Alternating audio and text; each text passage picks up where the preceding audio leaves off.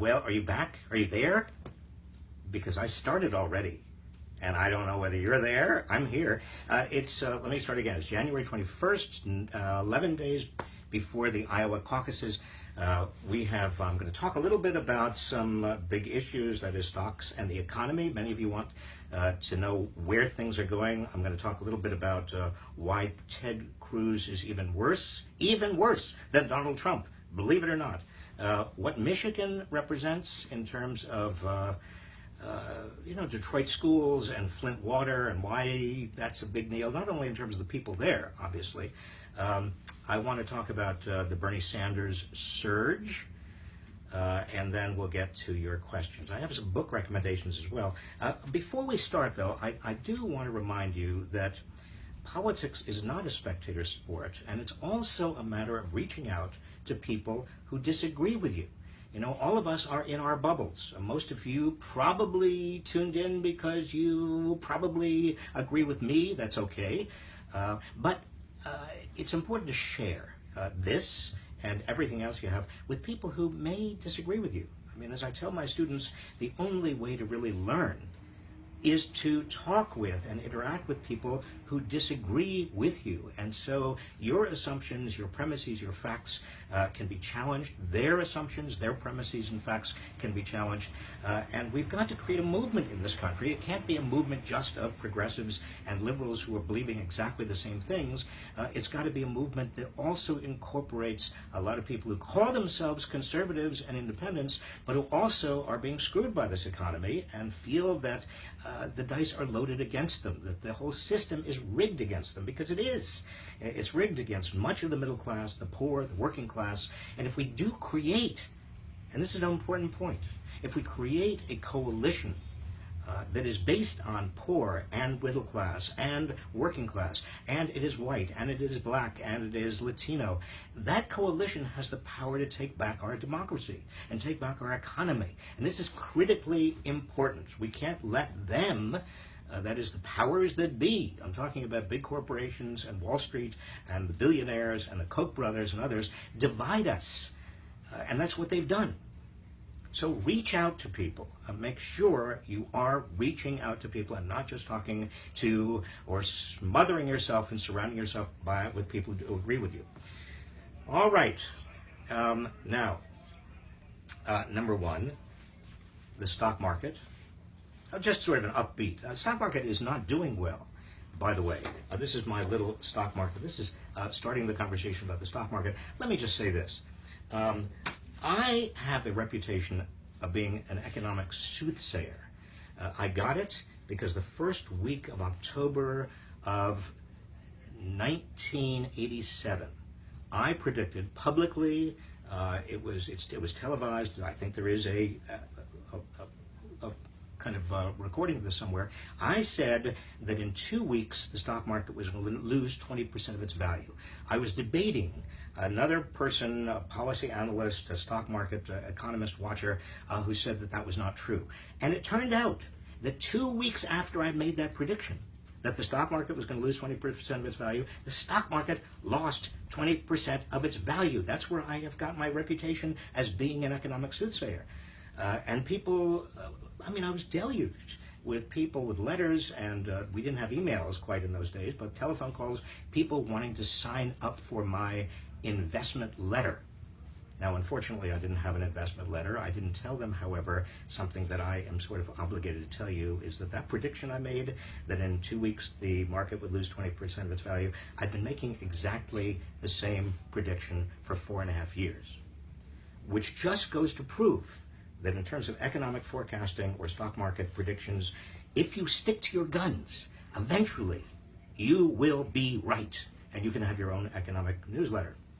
All right, having prepared you, let me just say, the stock market, the downturn, does reflect some economic fundamentals. And the economic fundamental, the most important economic fundamental, is that there is not enough demand for the goods and services that we are capable of producing in the United States at full employment. There's not nearly enough demand. There's not enough demand because consumers, who make up 70% of economic activity, don't have enough money We have a shrinking middle class, if you haven't noticed. We don't have enough demand coming from Europe or certainly China, whose economy is slowing down dramatically. Developing nations that have been selling their commodities to China, they also don't have enough demand.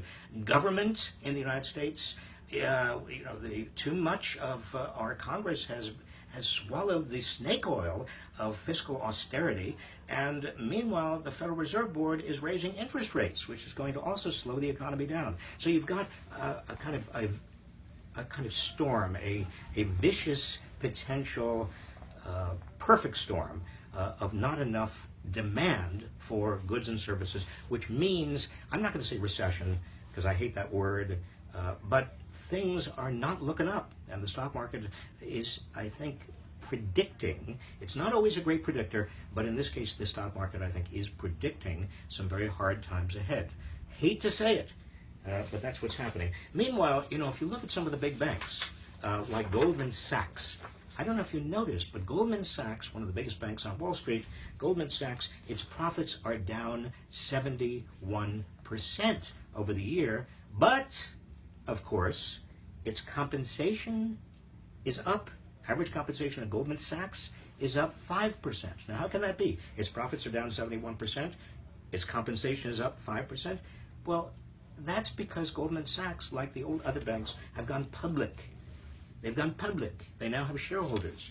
That was a terrible decision. Banks didn't used to have shareholders. The big banks, the big financial institutions, they didn't have shareholders, so they couldn't play games. They basically have started to play the same kind of games that big corporations play, and that's why CEO pay keeps going up, even though a lot of companies are going down the tubes. All right. I'm getting a message that says, what? Share on Facebook. Share on Facebook. Oh, yes. I was gonna ask you to share on Facebook. I don't know. Yale is saying share on Facebook. So if you could share this on Facebook, then other people will have a chance to watch it. Share it with people who don't agree necessarily with you. And also, you can see this again later if you can't necessarily stay with us for the whole half hour, even if you wanted to. I wanted to shift gears and talk about Ted Cruz. Do you think this is a pretty good caricature? I mean, I did it just moments ago. What do you think? You like it? If you like it, I'll do more caricatures. I mean, I'm a sort of an amateur cartoonist. I like doing it.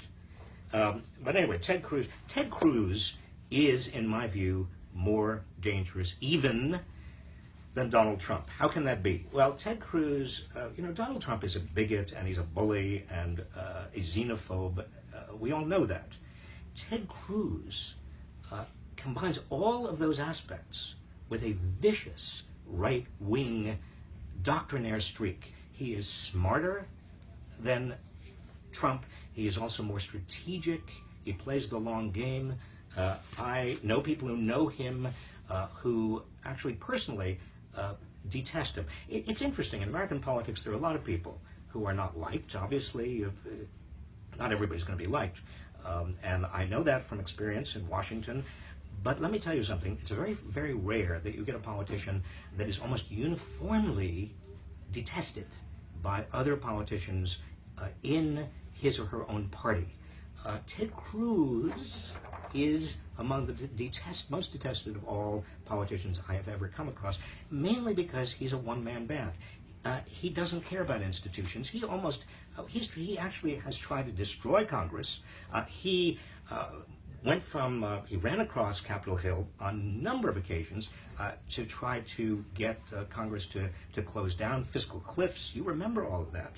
He was instrumental in the government shutdown we had a few years ago. So if you have any questions about that or my views about Ted Cruz, please do write in. Okay, so next topic. Michigan has been in the news. It's been in the news in two ways. One way has been the Detroit school system, teachers who are going out on sick leave, basically protesting the conditions of the schools. Also, you know, the tragic situation in Flint, Michigan with regard to the water supply. Lead has leached into the water supply, and that is terribly, terribly damaging to huge numbers of people and kids. Well, what does it represent? I mean, we obviously should be concerned about the people involved, but we also want to understand the background context. For both Detroit and for Flint, these are both very poor, mostly black cities. They are surrounded by much more affluent counties, but they are islands of poverty. With regard to, and that shows up in a low tax base, which means lousy schools, it means water systems, it means both of them are under kind of a bankruptcy protection, as it were. You have a governor, a Republican governor, who basically doesn't care, has let both of these islands of poverty and real serious problems become much worse.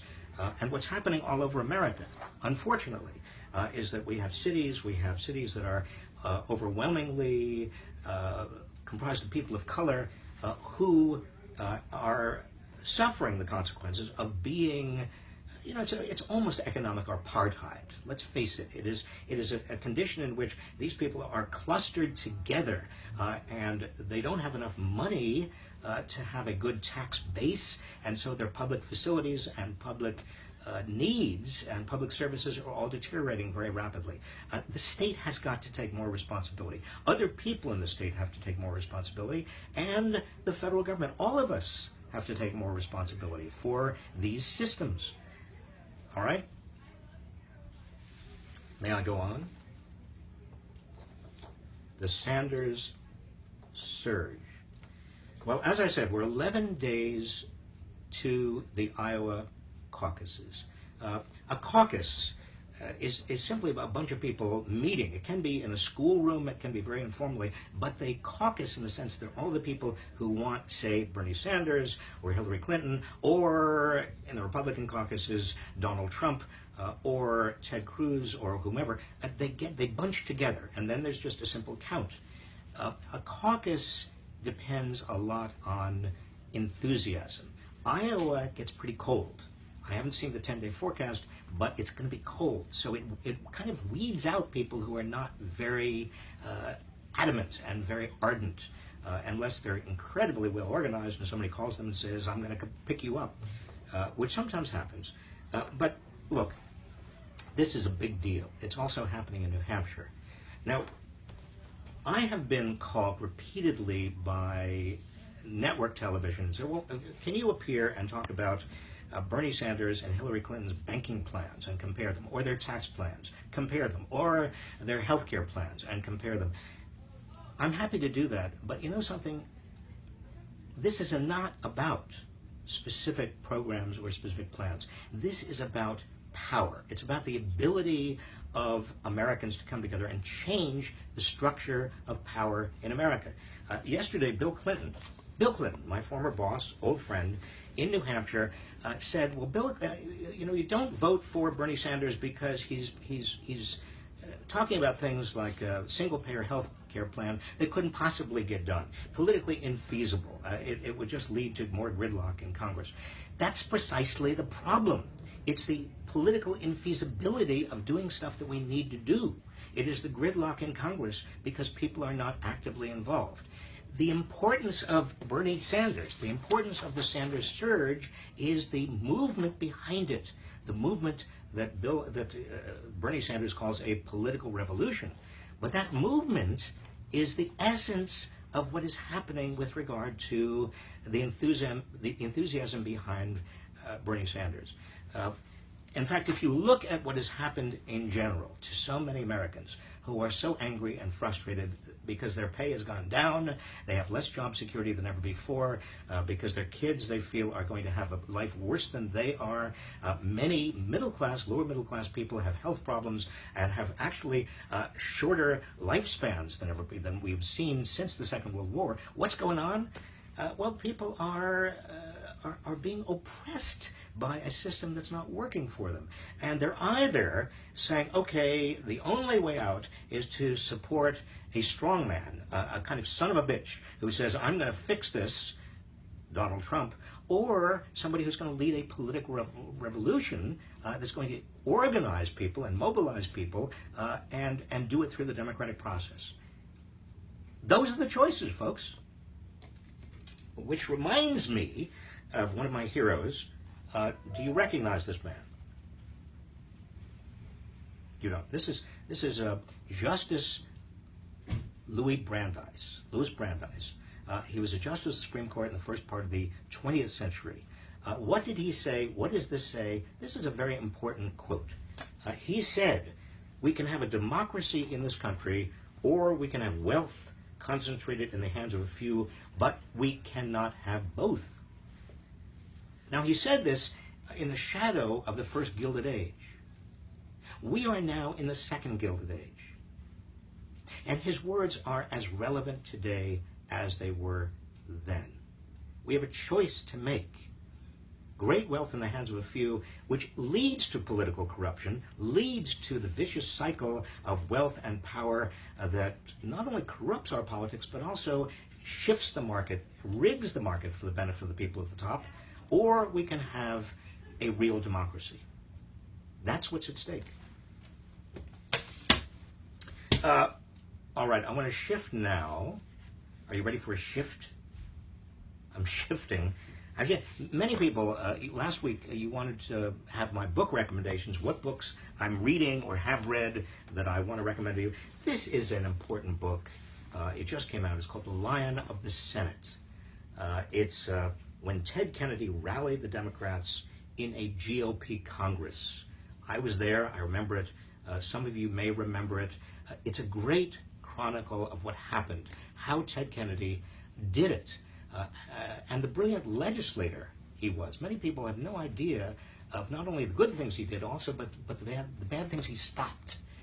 He and Paul Wellstone, Teddy Kennedy and Paul Wellstone in the 1990s, essentially ran the Senate in a way that made even a Republican Senate work for most of us. It's by Nick Littlefield and David Nexon. Do get it if you can. It's a brilliant, brilliant read. Two other books I recommend to you that are older books, but that explain a lot about what's happening today. One is called Out of Order by Thomas Patterson. This is an important book about what's happened to American politics, how the decline of the political parties and the growing power of the news media undermine the American way of electing presidents. You can see it today. This is even more relevant to today. It's a book by Jacob Hacker and Paul Pearson, two political scientists. It's called Off Center: How the Republican Revolution Eroded American Democracy. Get it. It will give you context. It will give you background. It's important. And finally, let me use this opportunity to give you a commercial. Saving Capitalism for the Many, Not the Few. It's in your bookstores. And it is very relevant, if I do say so myself. Okay, we're ready for your questions, and I hope they've been coming in. Let's have the first question, please. All right. Question from Joseph Havener. Asks, even though Trump and Cruz are getting all the attention, I'm worried about a brokered convention where Jeb Bush gets the GOP nod. Could this happen? It could happen, Joseph. I think it's unlikely.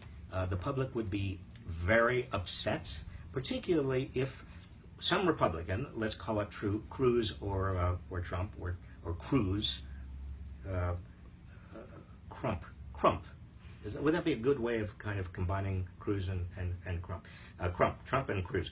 Crump. So if the GOP crumps, if the Republican Party crumps, what's going to happen? Well, the establishment is already very upset about it, with good reason. But the American public, I don't think, would stand for a brokered convention, which means they substitute somebody they like, rather than somebody who actually prevailed in the primaries and caucuses. Next question.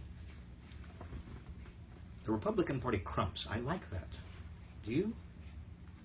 Terry Davis says, what is the best strategy to get more Democrats to vote this November?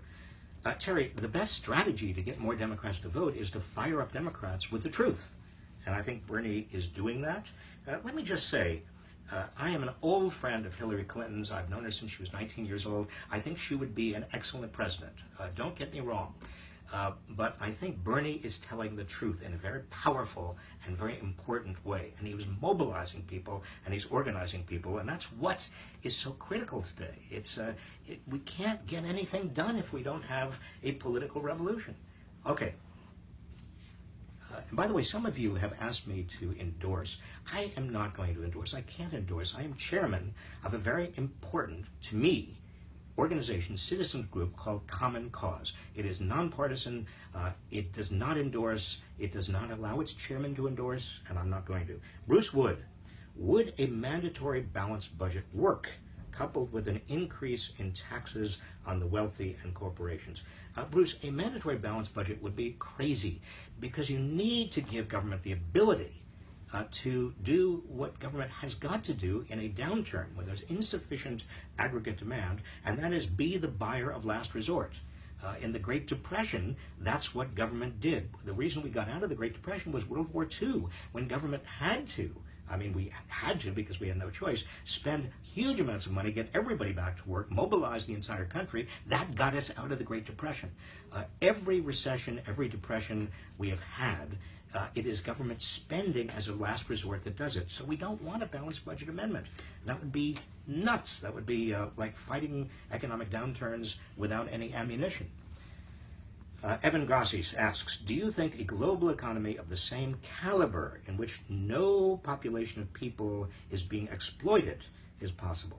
Well, Evan, it depends a little bit on what you mean by exploitation. As long as people at the bottom of the global economy continue to do better, and some of them are doing better. China and India are two examples. If you took China and India out of the statistics, we'd see wider and wider inequality globally. But China and India both are generating a lot of upward mobility for huge numbers of people. And one thing that I have been pushing for years is that in American trade treaties, we demand that other countries have a minimum wage that is half their median wage. Now, the advantage of doing that is that if a minimum wage is half the median wage, and if they enforce that, that spreads the benefits of trade. It doesn't mean that we don't trade. It doesn't mean that they have got to have the same median wage or same minimum wage as we do, but it means that their poor and their middle classes move upward. That's good for them. It's also good for us because it means a larger population of buyers for our potential goods and services. All right, next question. Carolyn Hennis asks, I want to know why all the candidates aren't speaking publicly about the Trans-Pacific Partnership. Now, Carolyn, I assume you mean against the Trans-Pacific Partnership. Maybe you mean in favor. I'm against it. I'm against it because not only was it initiated by big corporations and Wall Street, that should not itself be dismissive, that would cause to dismiss it, but inside the Trans-Pacific Partnership are huge benefits for big corporations and nothing for average workers. There are basically, the way to understand the Trans-Pacific Partnership is it is not so much a trade treaty as an investment treaty in terms of global investment. It makes the world safe for large global companies investing all over the world. It means that, for example, if you are a large global company and you have invested in a country that raises its health and safety or environmental protections or even labor protections, and that puts a crimp on your profits, you can go, according to the Trans-Pacific Partnership, you can go to a special mediation group set up by corporations that will award you as a corporation remuneration, reimbursement for any lost profits from the country that increased its health, safety, and environmental regulations. Can you imagine how difficult that's going to make the politics of improving health, safety, the environment, labor laws, even banking laws? I mean, it's a race to the bottom, and it's a very dangerous race to the bottom. Syra Sunandrath and forgive me if I'm mispronouncing your last name. What's the best way to answer someone who says free markets are the solution to healthcare? Well, what you might want to do is, first of all, read this book, and you understand that there is no free market in nature. Markets are created by governments, and the question is, who is in charge of how governments make those creations? Healthcare is not a free market. There's never been a free market in healthcare. Healthcare is necessarily regulated. Drug companies, pharmaceutical companies, health and safety have got to be regulated. A lot of it is through Medicare in the United States, Medicaid. The question is how we organize these markets. And unfortunately, the markets have been organized in such a way that we get huge benefits for private, for-profit health insurers and drug companies, but we don't get the kind of deals we should be getting. The Affordable Care Act is a great advance over where we were, but the pharmaceutical companies are still charging a fortune. We pay more for pharmaceuticals than the citizens of any other advanced nation, and we have less health care. People are still paying a huge amount for deductibles, for co-payments. This is why I am personally in favor of moving to a single-payer health care plan, a kind of Medicare for all, which is what Bernie Sanders has been advocating. We have time for a few more. Robert Russell asks, I'd like to hear your thoughts on the financial markets. In the past, your opinions have been scarily predictive. Scarily predictive. Robert, I do know the future. I started a half an hour ago, Robert, so you'll just have to play back this tape, because I made all my scarily predictive and accurate predictions then. I don't mean to put you off, it's just that I already did that. Patricia Hoyara, I think there should be a mandatory retirement age for the Supreme Court and Congress. Do you agree? Mandatory retirement, I used to think mandatory retirement was a good idea when I was in my 30s and 40s and 50s. But now that I am in my late 60s, I don't like mandatory retirement. I don't know. I can't explain why. I've just sort of changed my views about mandatory retirement. I don't want to retire. I love what I'm doing. I start my big undergraduate class. I teach graduate students here at the Goldman School of Public Policy, and then I also teach undergraduates, and I have a huge undergraduate class, about 800 students. My first undergraduate class starts tomorrow, and I love teaching. I love them. They're wonderful. Berkeley is great. This is the most diverse economically and every other way place I've ever taught, and the students are so appreciative, and I don't want to stop. So don't talk about mandatory retirement, okay? I don't want to get a single more no more questions about mandatory retirement, all right? And we're going to have to, this has got to be the last question. Well, we have room for one. Yeah, I just said we have room for one more. All right. I just work here. All right, Corinne Wilson, will you speak to the conflicting information about oil prices, China's slowing growth, and how it will impact U.S. wage earners? Well, it's conflicting, Corinne, only because you would think with falling fuel prices, falling oil prices, everybody would have more money in their pockets, and that's true. American consumers are doing better because gas is so much cheaper. But there is a darker side to that story. The darker side of the story is that as oil prices fall, you've got big global companies, not just oil companies, but all of the companies that service oil companies, all of the banks, the financial institutions. Oil companies are sort of kind of connected, intricately interconnected to the rest of the economy. So it's not just consumers. As oil prices fall, as oil profits decline, given that we're not yet in a non-carbon-based fuel economy. I wish we were. Maybe we will be. But given where we are right now, it causes kind of potential chaos. I mean, you see the whole market is shaking. Global markets are shaking. I think China's decline adds to that uncertainty. Markets don't like uncertainty. As I said before, you have a crisis in aggregate demand. Oil price and fuel prices lowering helps that. because we have more money in our pockets, but not enough to offset, nearly offset, the decline in aggregate demand. All right? We have one final question. Are you ready? This better be a good question. John Seifert, I haven't read your question, but this better be good. It's because it's the last question this week. We're going to be back, by the way, next week at the same time. We're going to do this for a while. This is an experiment, and we want your feedback. What do you like? What do you not like? What works? What doesn't work? We'll try. John Seifert, do you feel you are more effective in your current role than if you entered electoral politics? Thanks, John.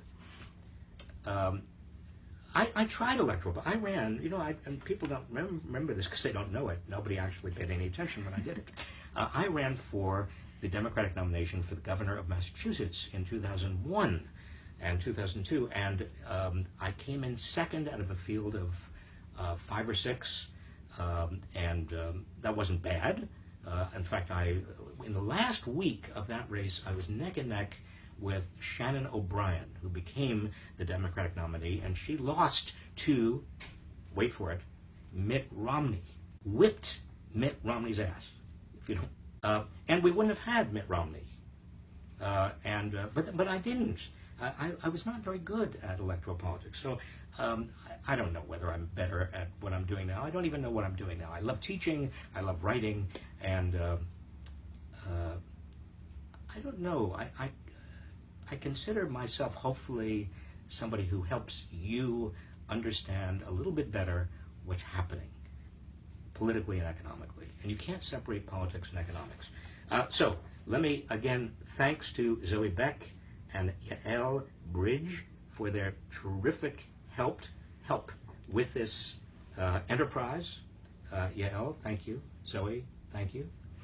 And we'll see you next week.